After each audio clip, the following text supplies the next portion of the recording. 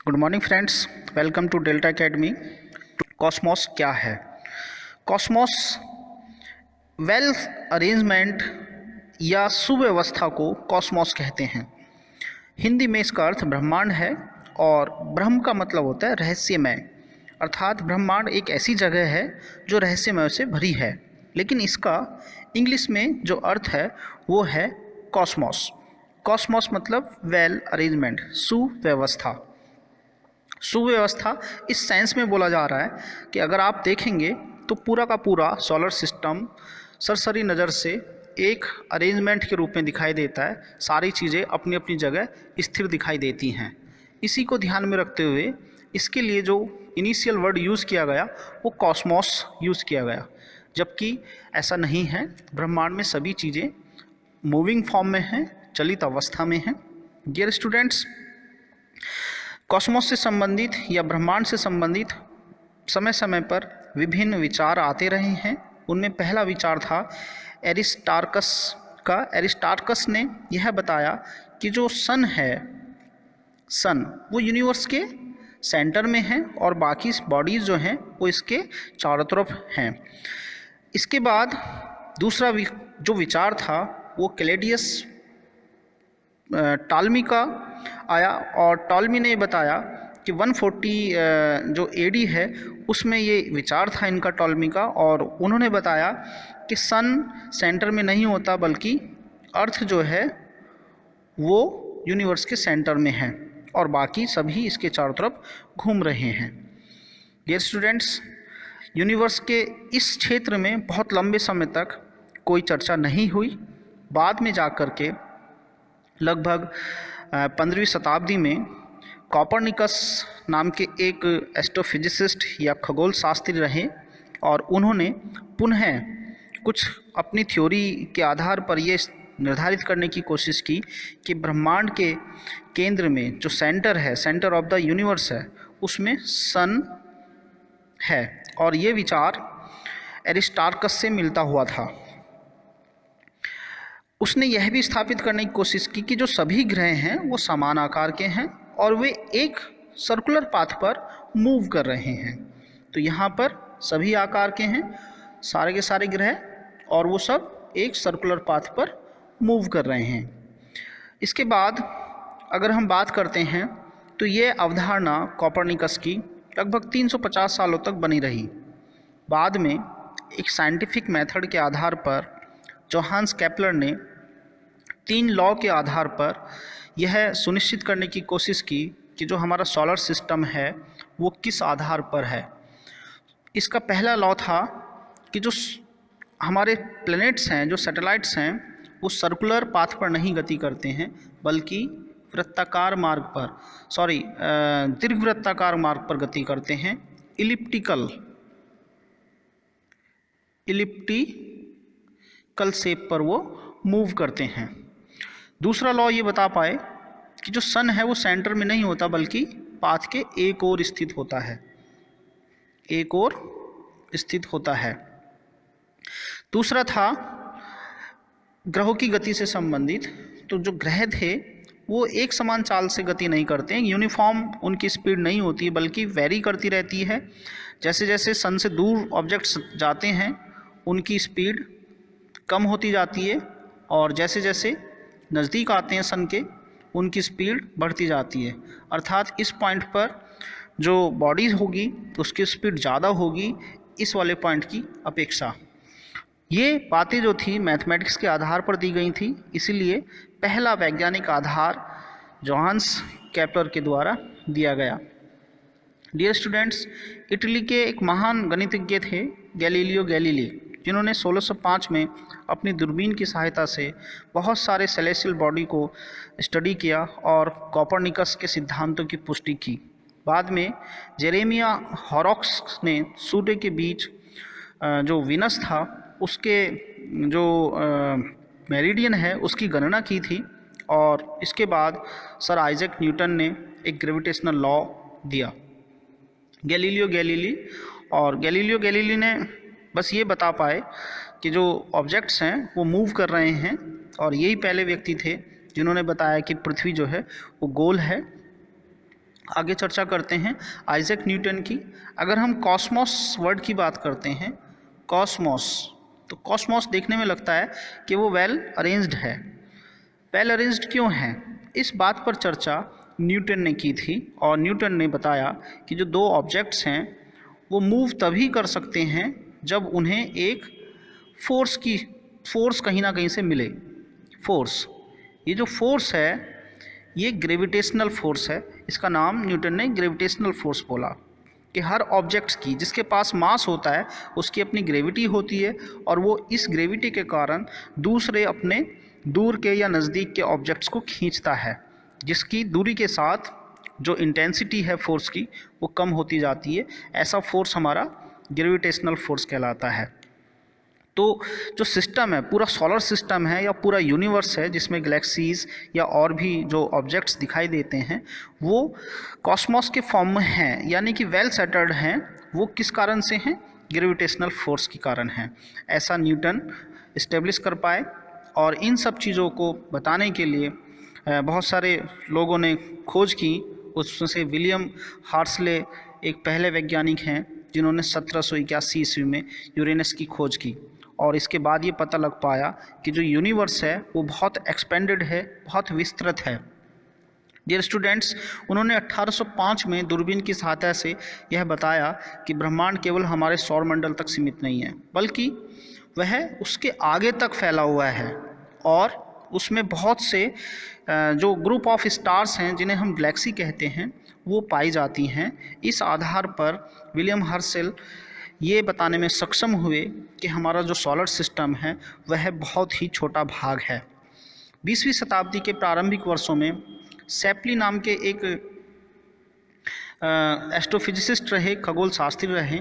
उन्होंने चमकीले तारों, जिन्हें हम सेफिल्ड वेरिएबल्स कहते हैं, उनसे आने वाले प्रकाश को प्रयोग करके यह बताने की कोशिश की कि जो हमारी आकाशगंगा है, जो मिल्की वे है, उसकी जो डिस्टेंस है वो कितनी है। तो इन्होंने लगभग एक छोर से दूसरे छोर तक की जो डिस्टेंस मापी वो लगभग 3 लाख प्रकाश वर्ष माना, 3 लाख प्रकाश वर्ष। तो ऐसा सेफिल्ड वेरिएबल से आने वाले जो तारे थे, चमकीले तारे, उनके प्रकाश के आधार पर इन्होंने ये ज्ञात किया। उन्होंने प्रकाश वर्ष के इस विस्तार को संपूर्ण ब्रह्मांड का और छोर मान लिया। शेपली की ये धारणा 1924 में एडविन पॉवेल हबल ने गलत साबित की, और उन्होंने एंड्रोमेडा जो आकाशगंगा में स्थित है सेफिल्ड वेरिएबल्स तारों को चिन्हित कर प्रमाणित किया कि यह तारा लगभग 10 लाख प्रकाश वर्ष की दूर पर स्थित है। एंड्रोमेडा आप लोग जानते होंगे,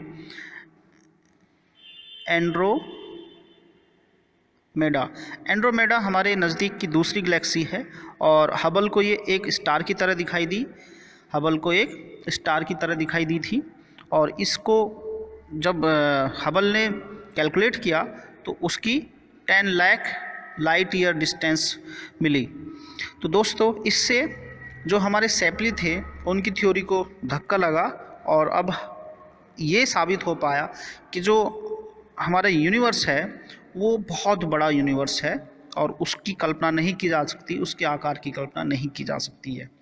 दोस्तों, ब्रह्मांड की उत्पत्ति कैसे हुई है इसके बारे में बहुत से थ्योरीज़ हैं, हम उन सब में नहीं जाएंगे। आज हम बस केवल बिग बैंग की बात करेंगे, और दूसरी वीडियो में हम देखेंगे कि कौन कौन से वो थ्योरीज़ हैं जो ब्रह्मांड की उत्पत्ति से संबंधित हैं, ओरिजिन ऑफ यूनिवर्स से संबंधित हैं।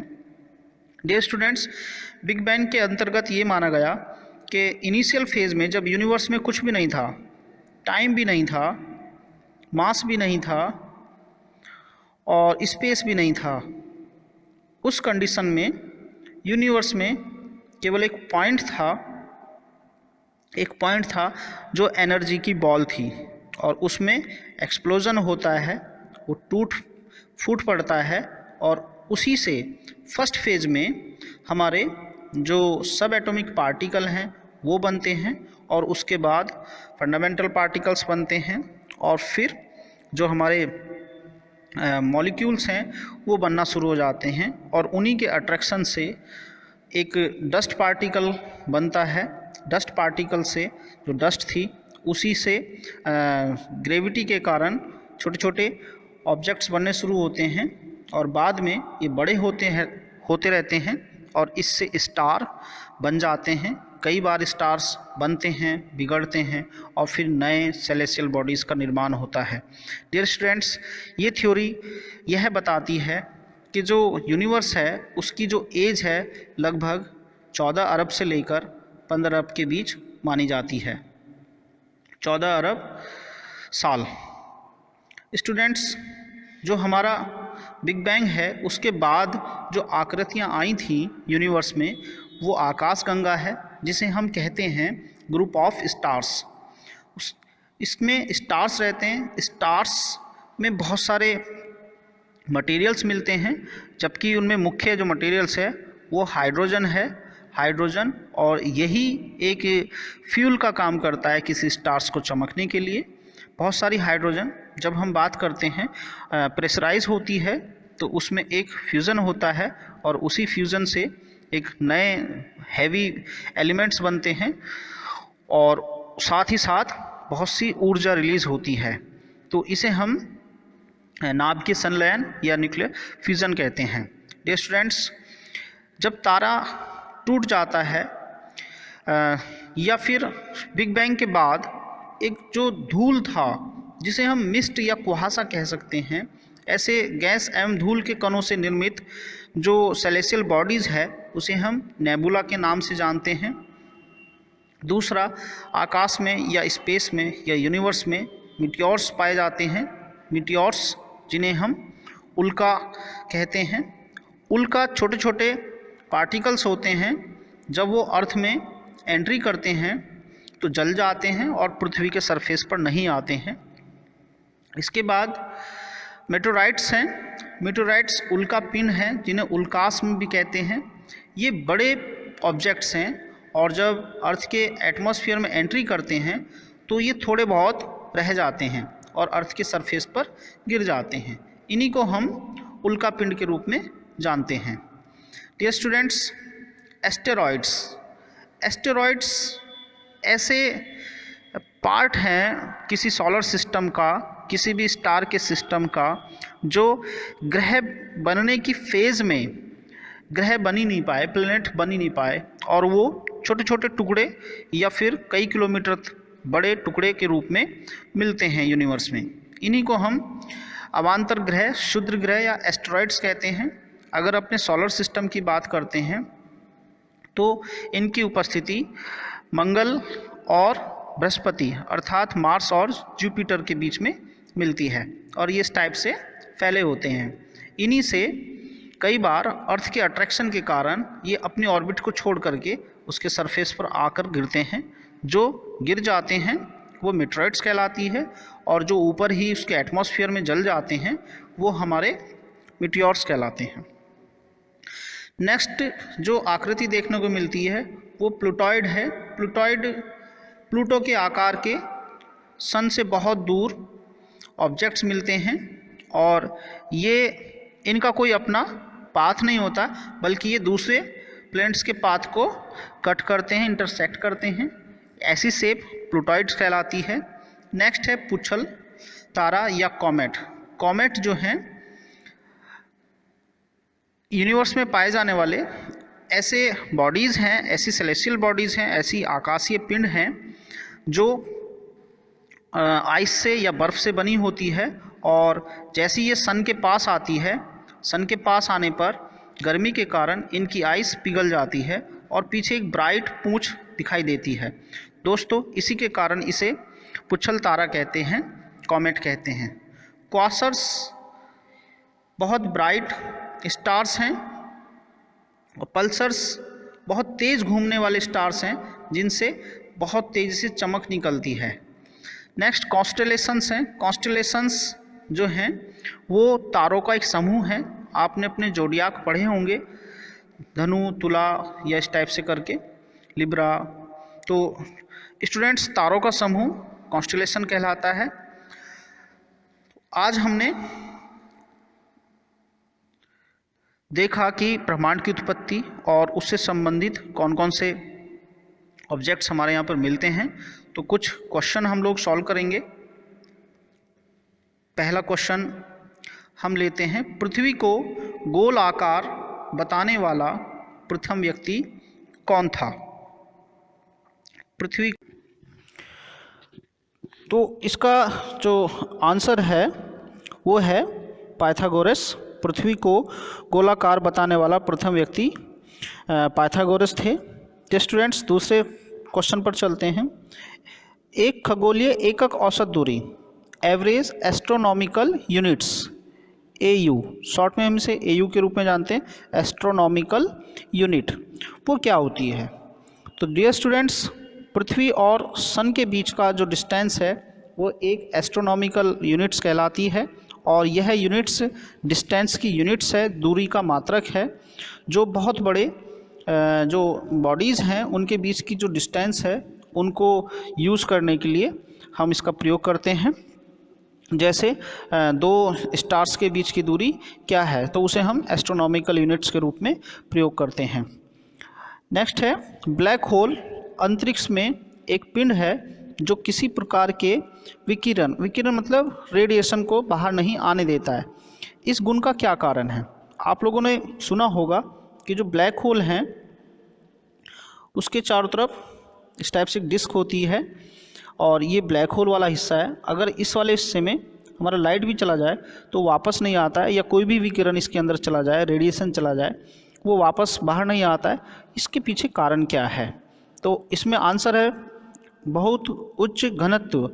ये बहुत हाईली डेंस मटेरियल होता है, और इसी के कारण इसकी ग्रेविटी बहुत अधिक होती है, और कोई भी ऑब्जेक्ट्स इसके अंदर अगर जाता है, इवन लाइट भी, तो वो भी वापस नहीं आ पाती है उस ग्रेविटी के कारण। तो इसका आंसर है बहुत उच्च घनत्व। नेक्स्ट क्वेश्चन, अगर हम गैलेक्सी की बात करते हैं तो यूनिवर्स में गैलेक्सियाँ पाई जाती हैं अलग अलग फॉर्म में, और गैलेक्सी का मतलब होता है ग्रुप ऑफ गैलेक्सीज़। तो ग्रुप ऑफ गैलेक्सी का मतलब यहाँ पर हमारी गैलेक्सी से लिया गया है। गैलेक्सी में इस टाइप से करके ये सेफ है, ये हमारी गैलेक्सी है जिसे हम आकाशगंगा कहते हैं, और इसी के बारे में ये पूछ रहे हैं कि सर्पिलाकार या स्पाइरल गैलेक्सी के रूप में मिलती है, विद्युत गैलेक्सी के रूप में मिलती है, अनियमित गैलेक्सी के रूप में मिलती है, गोलाकार गैलेक्सी के रूप में मिलती है। तो हम टोटल जो यूनिवर्स में गैलेक्सी पाई जाती हैं वो 3 टाइप की हैं। एक सर्पिलाकार है, एक स्फेरिकल फॉर्म में है, और एक सर्कुलर फॉर्म में है। तो स्टूडेंट्स, हमारी जो गैलेक्सी है वो सर्पिलाकार है, इसलिए इसका आंसर जो है वो फर्स्ट है, सर्पिलाकार गैलेक्सी के रूप में मिलती है। नेक्स्ट है, भूगोल को एक अध्ययन शास्त्र के रूप में स्थापित करने का श्रेय निम्न में से किस विद्वान को है? अगर हम सिस्टमेटिक एक सब्जेक्ट की बात करते हैं, एक वैज्ञानिक पद्धति के आधार पर स्टडी की बात करते हैं, तो पहला व्यवस्थित जो भूगोल का अध्ययन किया गया था वो इरेटोस्थनीज के द्वारा किया गया था। तो स्टूडेंट्स, इस टाइप के कुछ क्वेश्चन हम सॉल्व कर सकते हैं, और मुझे आशा है कि आपको ये वीडियो पसंद आएगी। अगली वीडियो तक के लिए नमस्कार, अपना ध्यान रखें, मिलते हैं।